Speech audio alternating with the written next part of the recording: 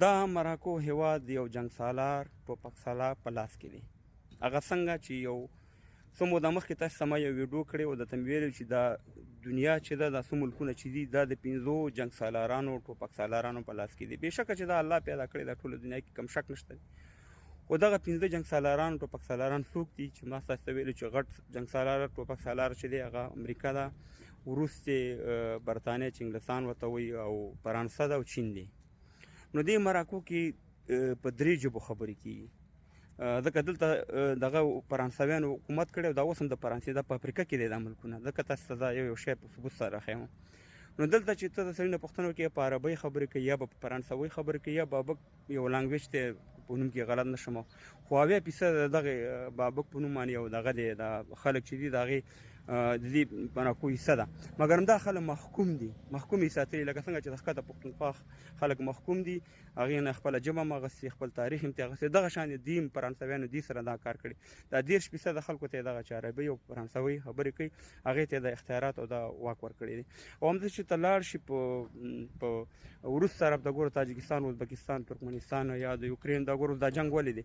ځکه چې دا تقسیم روسیانو ته رسېدلی دی چې دغه ملکونه به ستا د اثر لاندې. همداسې چې ته راشي پاکستان، انډیا وګورې، د برطانیه ګریټ برټن چې ورته وایي د هغې د اثر لاندې ده. همداسې نور د چین خپله حصه ده، د امریکایانو خپله امریکا خو 130 ملکونو ته بجټ او دغه ورکوي. نو دغه جنګ سالاران ټوپک سالارانو سره چې ته یو لاره اختیار نه کړي، د دې نه ته په دې نړۍ کې حکومت نشي کولی. اوس به خلک دا پوښتنه کوي چې افغانستان کوم دغه کې دی، افغانستان کوم لین کې دی. نو افغانستان همیشه آزاد پاتې شوی دی. کله چې دویم نړیوال جنګ کېدو هم افغانستان بې طرفه پاتې شوی. د هغې د وجې د موږ ډېر خلک عزت کوي په دنیا کې، جرمني یا نور هېوادونه چې موږ د چا سیټ وانه غوښتو او په خپله په قلار خلک راغلي په افغانستان باندې حمله کړې ده، که 2 ځل برطانیه کړې ده، که روس کړې ده، که نورو امریکایانو 40 ملکونو یې کړې ده. خو بیا افغانستان بېرته ازادي هغسې. نو افغانستان آزاد پاتې شوی دی. د ویډیو نه مقصد زما دا و چې تاسو ته مخکې دغه ویډیو ما چې کړې وه نو هغه په ثبوت سره دا اوس ورسېده چې هغه ملکونو کې چې کوم زورواکان جنګ سالاران دي، دا 5 دا پرمننټ ممبر چې ورته وایي د یونایټډ نیشن، هغه دغه 5 ملکونه دي. او د دې د دغه نه بغیر ته حکومت نشي کولی. ځکه چې ستا په منطقه کې یو جنګ سالار وي، ټوپک سالار وي، زورواکی وي، بدماش وي، ته هغې سره مقابله ته نشي کولی. نو مجبور یې چې د یو سلام په دی ورته 2 سلام ور واچوي، د حکمت په خاطر چې تا ته نسخان ونه رسوي. نو الله دې زمونږ افغانان پوه کړي چې موږ په دغه پوه شو چې دغه دنیا چې ده دا هم دې خلکو تقسیم کړې ده.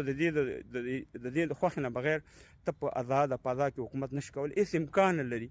خامخا به دې سره یو سر به ورسره کوې او یو لاره به ورسره اختیاري. زما خو بهترین لاره دا ده چې بس امریکې سره زمونږ لاره وي، لکه بس زمونږ معامله هغه سره وي. ځکه چې امریکا چې دی د ټولو پلار دی. نو په دې خاطر مې دا ویډیو وکړه. الله دې دغه پلار ټوټه کې خو بهرحال مجبور یو څه به وکړو. نو اقتصاد هم دې سره دی، نظامي لحاظه ده وایي چې هر شی ورته وي د دنیا ټول دی په لاس کې نیولی دا 5 زورواکان او دا مشر چې د امریکا ده. نو په دې خاطر مې دا معلوماتي ویډیو وکړه چې مراکو چې ده دا اوس هم د فرانسې په د لاندې ده او د هغې د لاندې ژوند تېروي او دې خپله ژبه چې ده عربي ده، مګر هم فرانسوي به خامخا په مکتب کې زده کوي. خدای پامان.